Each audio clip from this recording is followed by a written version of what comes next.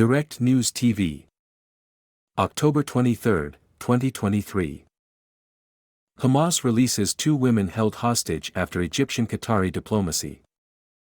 2 women held captive by Hamas in Gaza have been released, according to the Palestinian Group and the International Committee of the Red Cross, ICRC.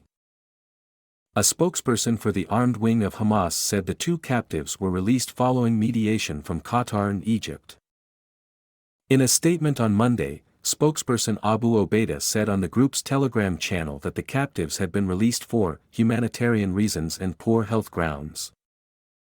The release of the 2 hostages, 85-year-old Yeheved Lifshitz and 79-year-old Nurit Cooper, was confirmed by the ICRC.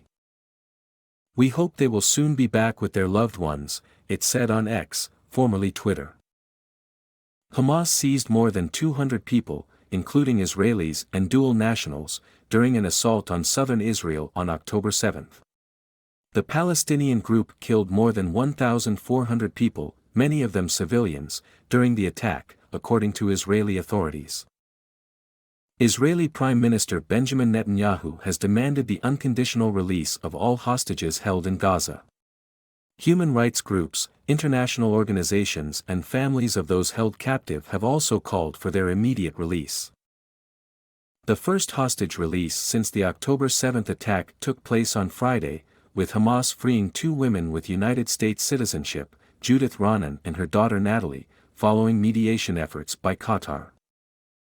A Qatar Foreign Ministry spokesperson said that the release came after many days of continuous communication with all involved parties. Obaida had previously stated that Hamas offered to free 2 additional captives alongside Judith and Natalie last Friday, but were rebuffed by Israeli authorities.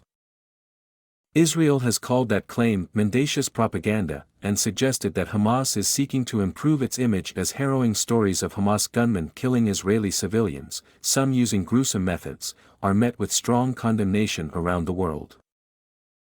With the Israeli military preparing for an expected ground invasion of the besieged Gaza Strip, the families of those kidnapped and taken captive have been confronted with painful dilemmas, with some urging the Israeli government to prioritize freeing hostages while others say they understand the emphasis on attacking Hamas.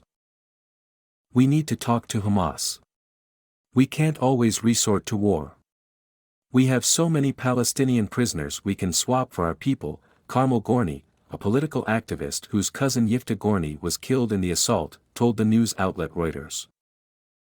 "If our soldiers go in, many people will die, including the hostages." According to a report in the New York Times, the U.S. is pressing Israel to delay a ground assault in order to allow for more time to secure the release of those held captive.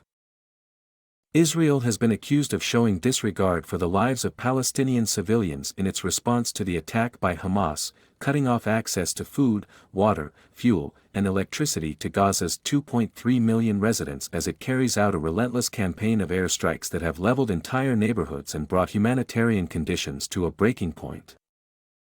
More than 5,000 Palestinians have been killed in the Israeli bombardment, according to Palestinian authorities.